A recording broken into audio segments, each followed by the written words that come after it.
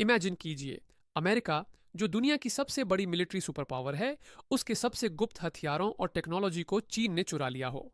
जी हाँ, ऐसा ही हुआ है। और इस बार मामला इतना गंभीर है कि डोनाल्ड ट्रंप भी पूरी तरह से हिल गए हैं। चीन ने कैसे अमेरिका की टॉप सीक्रेट मिलिट्री इंफॉर्मेशन चुराई?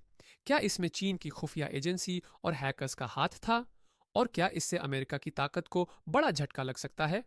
आज हम इसी हाई स्टेक मिलिट्री जासूसी गेम का पर्दाफाश करेंगे, वो भी पूरे डिटेल्स के साथ।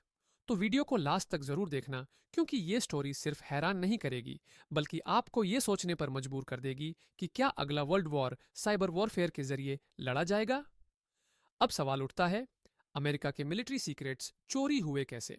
दरअसल अमेरिकी इंटेलिजेंस एजेंसियों ने हाल ही में एक बड़ी रिपोर्ट जारी की है, जिसमें खुलासा हुआ कि चीन ने ऑपरेशन रेड ड्रैगन नाम का एक सीक्रेट मिशन चलाया था।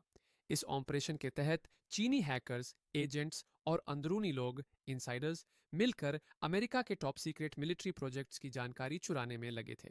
साइबर अटैक्स के जरिए चीन के हैकर्स ने पेंटागन, नासा और अमेरिकी रक्षा कंपनियों को टारगेट किया। ह्यूमन स्पाई नेटवर्क, चीन के एजेंट्स अमेरिकी रिसर्च लैब्स में जॉब लेकर अंदर से डेटा चुरा रहे थे। बिजनेस और जॉइंट वेंचर्स, कई चीनी कंपनियां अमेरिकी कंपनियों के साथ पार्टनरशिप कर रही थीं, लेकिन उनका असली मकसद था टेक्नोलॉजी चुराना। अब सोचिए, अमेरिका जैसे हाई सिक्योरिटी वाले देश में भी ये सब हो रहा है, तो बाकी देशों का क्या होगा? अब सवाल यह है कि चीन ने ऐसा कौन सा डेटा चुराया जो अमेरिका के लिए एक बड़ा खतरा बन सकता है।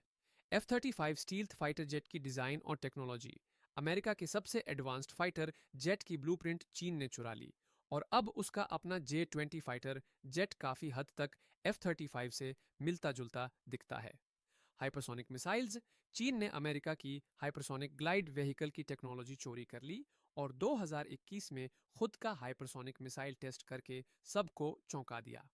एआई और क्वांटम कंप्यूटिंग डेटा, अमेरिका की क्वांटम एन्क्रिप्शन टेक्नोलॉजी चीन के हाथ लग चुकी है, जिससे भविष्य में वो अमेरिकी सैटेलाइट्स और मिलिट्री कम्युनिकेशन को क्रैक कर सकता है।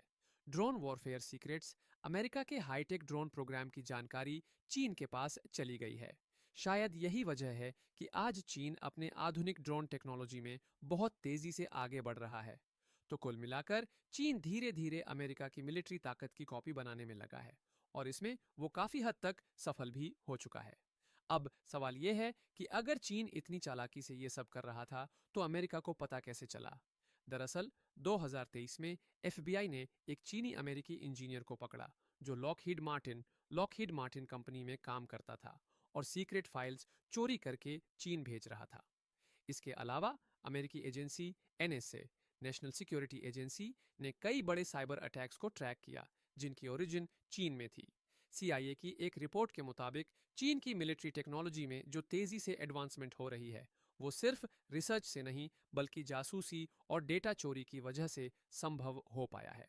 अब सवाल उठता है कि इस सब पर डोनाल्ड ट्रंप का क्या कहना है। ट्रंप हमेशा से चीन के खिलाफ काफी सख्त रहे हैं, लेकिन जब उन्हें यह पता चला कि चीन ने अमेरिका की मिलिट्री सीक्रेट्स चुरा ली है, तो वो पूरी तरह से हैरान रह गए।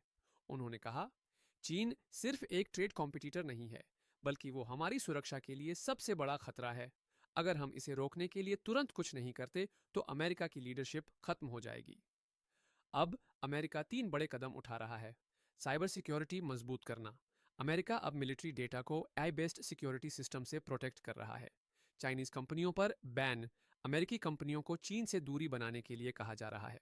स्पाई नेटवर्क को खत्म करना, सीआईए और एफबीआई अब चीन के अंदर एक नया एंटी स्पाई ऑपरेशन चला रही हैं। अब सबसे बड़ा सवाल, क्या अमेरिका इस साइबर वॉरफेयर में हार रहा है, और क्या चीन को कोई रोक सकता है?